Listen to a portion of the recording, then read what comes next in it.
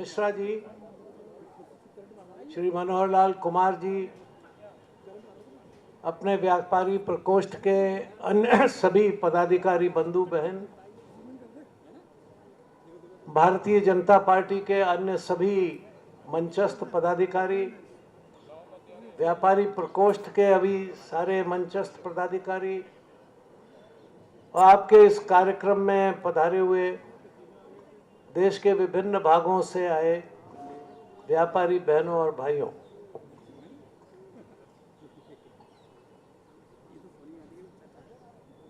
अभी ये कहा कि कुछ ऐसी बात कही जाए कि सरकार की भी आंखें खुलें। आंख तो उसकी खुलें जिसकी आंख हो, जिसकी आंख ही नहीं है उसका क्या खोलें। न उसके कान है न उसकी आंख है। एक ऐसी सरकार है जो न काम करती है, न कुछ सुनती है, न कुछ देखती है। सही मायनों में देश में सरकार नहीं है, सरकार का कंकाल बैठा हुआ है। सरकार की आत्मा चली गई और उसकी लाश को कांग्रेस के ये सब मंत्री परिषद के लोग ढो रहे हैं। और अब तो उसको ढोने में जो उनके संगी साथी थे वो भी छोड़ छोड़ के जा रहे हैं। और जब उस लाश को ढोने वाला कोई नहीं मिलता तो वो फिर वो सीबीआई का डंडा चला के उन्हें बुला रहे हैं।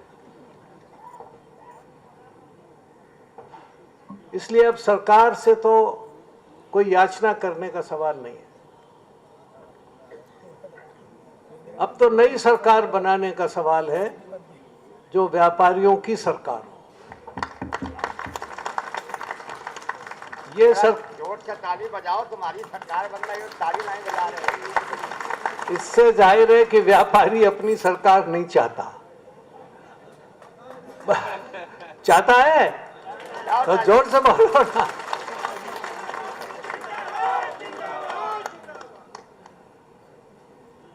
अभी जो सरकार है वो केवल देश के 5-7% लोगों की सरकार है, इससे ज्यादा की नहीं है। सरकार का अभी अभी आपने एक कारनामा देखा, बजट। वो बजट किसके लिए है? उसमें कोई व्यापारी नाम का जीव है? उसमें इनकम टैक्स पेयर है, एक्साइज और कस्टम पेयर है। जो कस्टम दे, इंपोर्ट करे, एक्सपोर्ट करे, उसका जिक्र है। मगर जो उस सामान को बनाए और उसको बेचे, उसका जिक्र नहीं। बड़ी चीज बनाए, मोटर बनाए, कोई मशीन बनाए, उसकी सुविधाओं का जिक्र है। मगर लघु उद्योग का कोई जिक्र है? नहीं। मध्यम उद्योग का कोई जिक्र है? नहीं। कुटीर उद्योग का कोई जिक्र है? नहीं। बड़े बिजनेसमैन का जिक्र है? छोटे व्यापारी का जिक्र है? नहीं। हर साल बजट में सरकार बड़े व्यापारी को 5 लाख करोड़ की छूट देती है और इतना ही घाटा सरकार को है।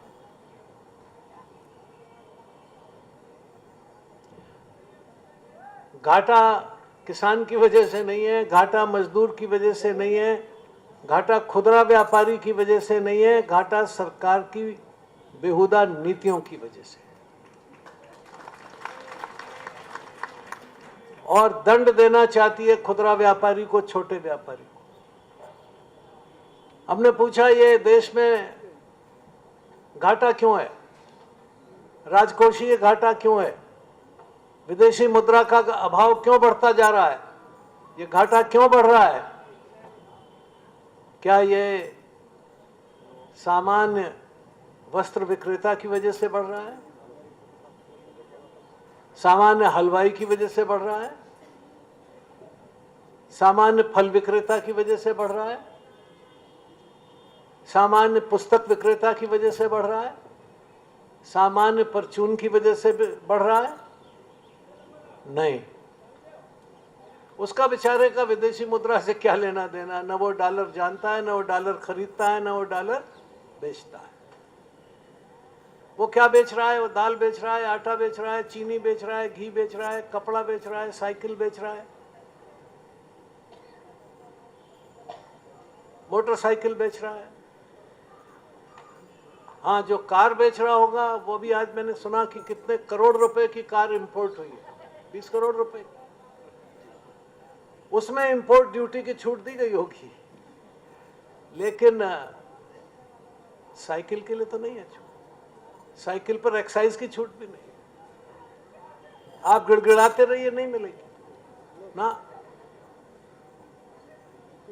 इसलिए जो सरकार का घाटा है, इसकी सजा आपको क्यों दी जा रही है, ये हम सवाल पूछना चाहते हैं। संसद में भी हमने यही पूछा उनसे कि ये बताओ भाई, ये डॉलर का दाम बढ़ रहा है, रुपए का दाम घट रहा है, ये किसकी वजह से? ये व्यापारी की वजह से। आप डॉलर में व्यापार करते हो क्या? नहीं। आप डॉलर में कुछ सामान खरीद कर बेचते हो क्या? नहीं। आप काम रुपए में कर रहे हो, वो गिर रहा है। जो बड़ा व्यापारी है और अंतर्राष्ट्रीय व्यापार है वो डॉलर में है, उसकी कीमत बढ़ रही। तो अन्याय किसके साथ है? छोटे। फिर हम उनसे पूछते हैं कि भाई ये बताओ, ये इसका उपाय क्या है, देश को ठीक कैसे करोगे? अरे बोले बिल्कुल, इस देश में व्यापारियों की बहुत बड़ी संख्या है, 4-5 करोड़ लोग हैं, छोटे व्यापारी, उनमें एफडीआई डाल देंगे, एफडीआई बाहर से आएगी। और हमने कहा इनका क्या होगा? बोले इनका जो होगा होगा, हमारा रुपए डॉलर का घाटा पूरा हो जाएगा। अपराध किसी का और सजा किसी को। ये एफडीआई खुदरा बाजार में ये व्यापारियों के सर्वनाश की घंटी तो है ही, लेकिन ये देश में जनतंत्र की और आज़ादी के लिए भी खतरनाक घंटी बज रही है। ये मैं बता रहा हूँ। इस देश की आज़ादी 2 लोगों की वजह से टिकी है, जनतंत्र 2 समूहों की वजह से टिका है। एक है किसान और दूसरा है व्यापारी, तीसरा है श्रमिक। ये व्यापारी है जो आज़ाद है, वो जिसको चाहे उसको वोट कर सकता है। ये किसान है, वो आज़ाद है, वो जिसको चाहे उसको वोट कर सकता है। लेकिन जिस दिन किसान और व्यापारी की आज़ादी पर चोट पहुंची और वो गुलामी की तरफ चला गया, देश की जनतंत्र पर उसी दिन कुठाराघात हो गया। और जिस मात्रा में व्यापार और किसानी विदेशियों के हाथ में जाएगी, उसी मात्रा में देश की आज़ादी भी विदेशियों के हाथ में चली जाएगी। जब अंग्रेज यहाँ आए थे, उस वक्त 1600 सन में ईस्ट इंडिया कंपनी यहाँ आई। हिंदुस्तान के व्यापारियों का विश्व के बाजार में 24% हिस्सा था। कितना हिस्सा था? 24%। कोई यहाँ बड़े कारखाने नहीं थे, कोई यहाँ बड़ी मशीन नहीं थी सन 1600 में।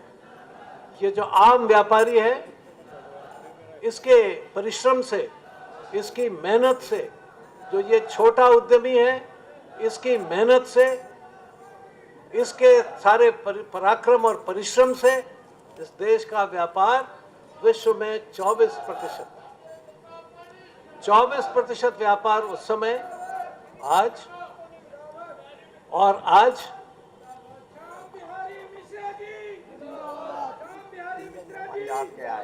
Bharatiya Janata party, Bharatiya Janata party, Bharatiya Janata party.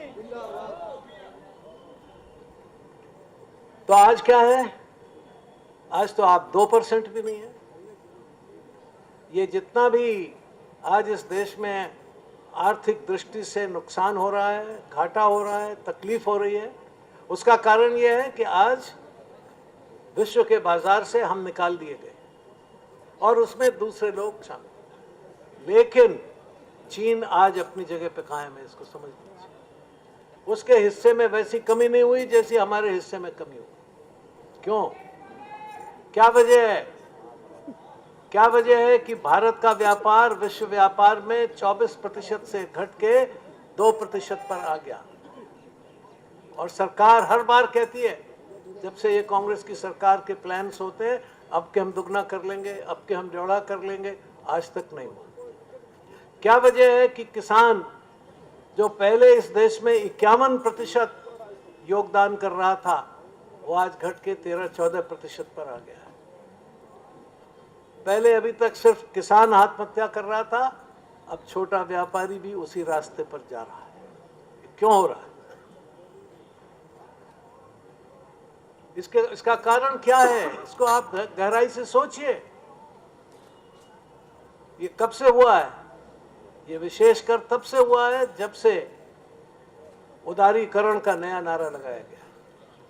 कहने में वो उदारीकरण है, लेकिन वास्तव में वो उधारीकरण है। देश आज कर्जे की तरफ जा रहा है। इसको निपटाने के लिए आपको फिर उधार लेना पड़े। संसद में मैंने बताया था, कोई देश की बड़ी कंपनी नहीं है जिस पर लाखों करोड़ रुपए का उधार ना हो। कोई देश का बैंक ऐसा नहीं है जिसका पैसा उधार में वापस आने की हालत में ना हो। कौन चलाएगा इस देश को? इस सरकार से चल सकता है? इस देश का धन आता है कृषि और व्यापार से, उद्योग छोटे और मझोले से। आप उसकी गर्दन ऐंठ रहे हैं, आप उसको सांस लेने का मौका नहीं दे रहे हैं। और आप ये समझते हैं कि केवल कुछ बड़े घरानों की मदद से देश का उद्धार हो जाएगा। नामुमकिन बात, नामुमकिन बात। हमें बड़ा उद्योग चाहिए, इसमें दो राय नहीं है, लेकिन हमें छोटा उद्योग भी चाहिए, मझोला उद्योग भी चाहिए। हमें अंतर्राष्ट्रीय व्यापार चाहिए, लेकिन हमें घरेलू व्यापार भी चाहिए। बिना घरेलू व्यापार के कोई अंतर्राष्ट्रीय व्यापार कभी सफल नहीं हो सकता। जो आप यहां बनाएंगे वही तो बाहर जाएगा। इसलिए सरकार से हमने बार बार मांग की और हम करते रहेंगे। और बहुत से लोग हैं हमारे भारतीय जनता पार्टी में जो इस बात के लिए आवाज उठाते रहे और उठाते रहेंगे, सदन में भी, सदन के बाहर भी, पार्टी के अंदर भी।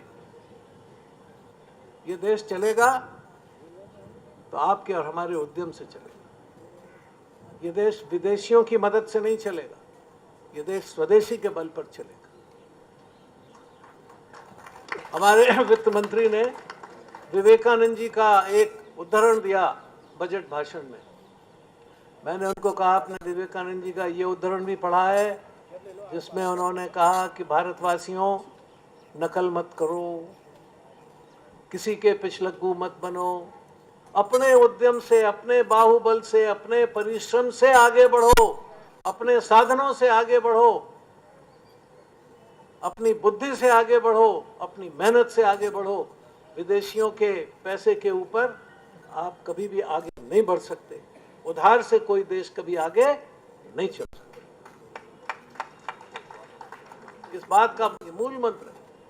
चाणक्य ने कहा कि राज्य का मूल धन है, वित्त है। वित्त का मूल धर्म है। धर्म और वित्त और राज, ये तीनों जब मिलते हैं तब सही राजनीति होती है। आज राज कहीं है, वित्त कहीं है और धर्म कहीं है। ये एक ऐसी व्यवस्था है जिसको हमें मजबूत और चाक चौबंद करना है।